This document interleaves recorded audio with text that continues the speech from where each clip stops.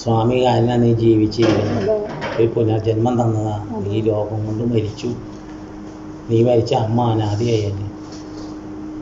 എന്നെ അമ്മ കൊണ്ടുവരുമ്പോൾ കാറ്റത്തൊരു കരികല പോലെ, അല്ലാതെ രോഗം ഒരു ഉറപ്പിയ ചിലവില്ലാതെ രോഗമൊക്കെ മാറിപ്പോൾ നല്ല ഡ്രസ്സും നല്ല തടിയൊക്കെ വെച്ചു, അപ്പോൾ നല്ല തീറ്റയും കൂടിയൊക്കെയാണ്.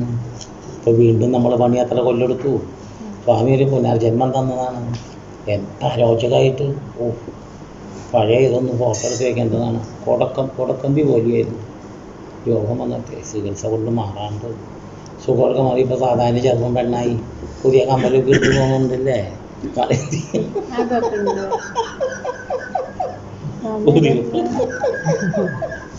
കൊല്ലും വാളിയും തലയൊക്കെ എടുത്തിട്ട് പോകുന്നുണ്ട്.